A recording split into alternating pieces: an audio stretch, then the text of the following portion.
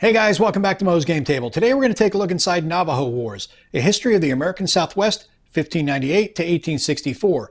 This is a game designed by Joel Toppin and published by GMT Games. This is the first of two games that Joel had done. Navajo Wars, the second was Comancheria, that deal with the struggles of the indigenous peoples here in North America. So let's take a look at the back of the box and see what this game's all about. Navajo Wars is a 1 to 2 player game which covers the amazing history of the Navajo people from their first encounters with European colonists until their brutal subjugation by the Americans. For over 250 years, the Navajo fought to preserve their way of life. Navajo Wars gives you a detailed look at this epic historic period from the perspective of the Dene, the Navajo people. In Navajo Wars, you will face a constantly changing and aggressive enemy. You will face Spanish, Mexican, and American soldiers and settlers. You must use skillful planning and resource management in order to maintain your tribe's freedom. Navajo Wars uses a unique mixture of cards and an enemy instruction matrix to drive the actions of the enemy. More than just chart checking and die rolling, in Navajo Wars you have to make lots of meaningful decisions in order to win. Though designed from the beginning as a solitaire game, Navajo Wars also includes rules to play a semi-cooperative 2-player variant. In the 2-player game, both players can lose, but only one player can win. It is rated a complexity 5 and it is 9 on the solitaire scale. Here is an example of the card and game counters that will come with the game and the map that you'll have as well. Game contents: a 22 by 34 inch mounted map, 1.5 counter sheets, 80 cards, 20 wooden cubes, 2 player aid cards, a full color rulebook, a full color playbook, a bag to draw cubes from, and 3 6-sided dice. It is for ages 14 and up, and it is 1 to 2 players, and each turn is 1 to 10 years. So let's take a look inside the box and see what you get. Got 2 decks of cards, 3d6, bag of wooden cubes, our draw bag, rulebook, playbook, player aid cards, counter sheets, and our map. So let's set up the map and take a closer look at the game. And here is a look at the matted map board that comes with Navajo Wars. I love the aesthetic. It is definitely indicative of Native American peoples here in North America, and I really appreciate the look of it. Beautifully done illustration here of the different stones representing the different territories here. There are 6 of them on the map, covering an area from Utah down to Arizona over to New Mexico and up to Colorado. You also have your general records track here out of Playbox, your population display here, as well as elder display, and then your enemy instructions, recovery, rated cubes, subjugation in New Mexico, and out of play containers on the right hand side. Now we'll take a look at the big player aid that comes with the game. This is a trifold, so 6 pages of information for you to go through. Starts off with the enemy instruction summary, and each of these will come with a case number next to it, so that way you can easily reference the rule in the rulebook if you need to. On the inside, you have your planning summary, passage of time summary, intruder counter effects. Get over here to your take action summary and trade goods summary, good medicine, victory check procedure, and ferocity adjustment summary. And then on the back, we have the battle table and the raid tables. And the other player aid is an enemy raid flowchart on the one side, and on the other side is the tribal raid flowchart. Now we'll take a look at the counters that come with the game. We get a sheet and a half of counters. These are all going to be admin counters that are going to be used to track different states in the game.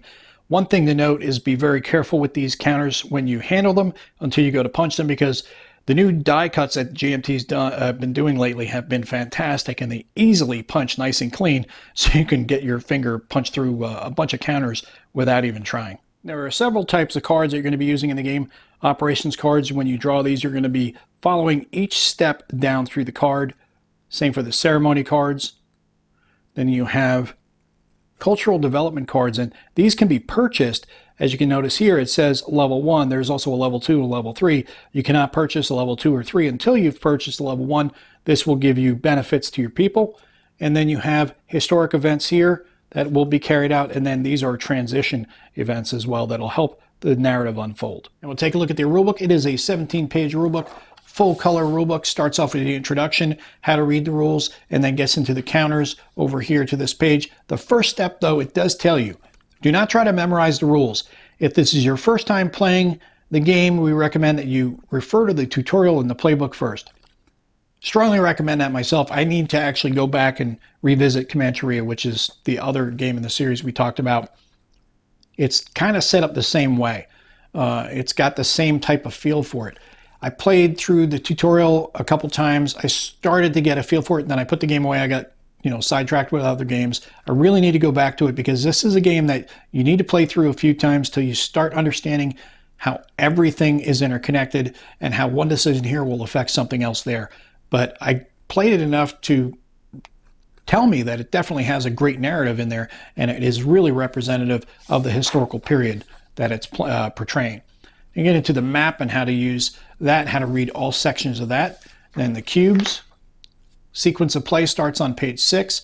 The Dene operations segment, then how to take your actions, plant or harvest your corn, so on and so forth. Get into your passage of time. You're harvesting your corn, breeding your animals, feeding your population. Enemy operations. And the enemy instructions counter specific. That's what we talked about over on the side of the map, where you're going to have these instruction counters, and sometimes they will swap based on different events on cards. Player reactions, major events, minor events, and then victory checks. Then we get into the cultural development cards, which we talked about, trade goods, and then battles, victory, and defeat on page 17. And then we have the glossary on page 18 and 19. And the back of the book gives you the sequence of play and the credits. And this is the playbook that comes with the game. It is a 28-page book. The tutorial starts on 2 and it goes all the way to 17. Scenarios start in 18. And there are 6 scenarios in a game. You have optional rules, 2-player semi-cooperative variant, and then designer's notes to close out the book. Inside, just like the rulebook, it is a full-color rulebook. This is the tutorial I talked about. It's going to walk you through everything, kind of like we're already familiar with the playbooks from GMT, and it tells you when to stop and what to read and the different game states on the map will be all worked out for you, so that way you can get an idea of how everything works together in concert and tells the narrative. And that goes all the way to page 17, and that is the end of the tutorial. Then we start off with the scenarios on page 18, and as I said, there are 6 scenarios in the game. Then we get to the optional rules and the 2-player semi-cooperative variant, and I love the first optional rule, horse flesh. And then you got ride them till they drop in horse trading, and as I said, the 2-player semi-cooperative variant, and that goes for a few pages. Then you have designer's notes from Joel on page 28, and that goes for several pages. And then it closes out in the back of the book with the AI and then the bibliography for further reading if you're interested in the subject matter.